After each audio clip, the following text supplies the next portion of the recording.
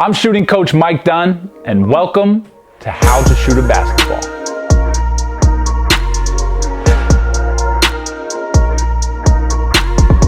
We're going to talk today about our shot lines, and namely that which I say is the path of least resistance, or in this case, as you can see in the picture next to me, the effortless way, right?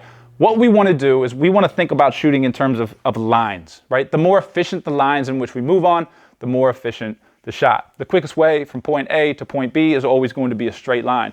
If we think about our starting point being A and then eventually getting that ball to this point in B, the quickest way for that ball to get there would be in a straight line to that point, right?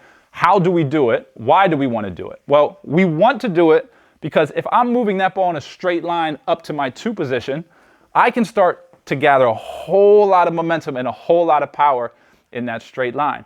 With the two things needed to happen in a shot, ball has to go up in the air, ball has to go straight. Me keeping the ball on a straight line allows me to get under that ball, getting the ball up in the air, and then is really going to allow me to keep the ball moving on that kind of that imaginary line that I've started to create for myself moving up the body, okay? This becomes extremely important in limiting movement, especially as the shot gets more dynamic, right? I have one player, each time, this is where this was born out of, he would take the ball and he would move it across this side of his body and then have to come back to this point on the shot. And I said, you have to get off of resistance road, right? So every time he shot, I would just yell at him, resistance road, resistance road. And then when he did it right, effortless way, right? It was our simple way of just going back and forth and him being able to recognize, right, when he was moving the ball efficiently versus when he wasn't. Now, the tricky part with this is you can find a lot of players, I won't say a lot, but you'll find players that can consistently loop this ball out, especially standing still, and make shots, right? Really not the hardest thing in the world. If you're somebody that can shoot the basketball already, like myself, I guarantee you I can go in the gym right now, stand at the foul line, and make just as many shots looping this out and coming back around as I would with a straight line. Where it becomes most valuable is in the more dynamic situations.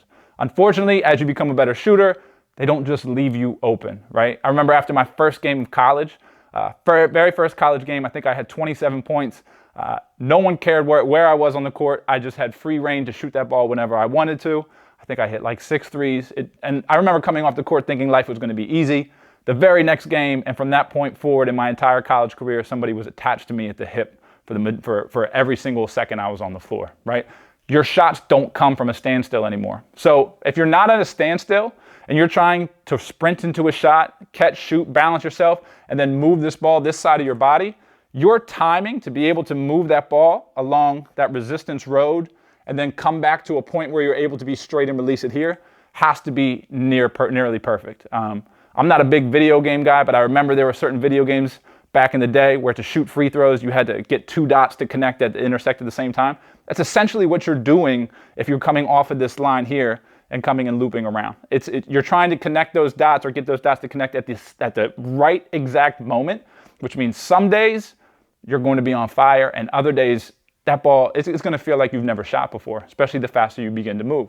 Whereas keeping everything straight, it eliminates the variability of having to be perfect on the timing when to push through because you're already on your line from start to finish, right? There's a few different drills you can do out there to try to make this happen. But what I really like to do is just think about bringing a shooter's guide hand thumb to their belly button, and that's where we're going to place the ball on this side of our body. So if there was an imaginary line cutting me down the middle, that ball would favor my dominant side of that line. The ball can touch the line, I just don't want the ball to be on the other side of the line, and now I can work on pushing the ball up and keeping it on that line from start to finish. Another really simple thing, sometimes I'll have a player line up their right foot to the basket, and we're always thinking about kind of keeping our elbow over that toe as much as possible. Just another way to kind of just serve as almost like a scope in a way, right? That toe is pointed to the basket, that ball is going to come off the toe, and I know that I'm keeping that ball moving in one direction from start to finish. So simplify your shot lines. You will not regret it. It makes shooting 10 times easier. Keep shooting.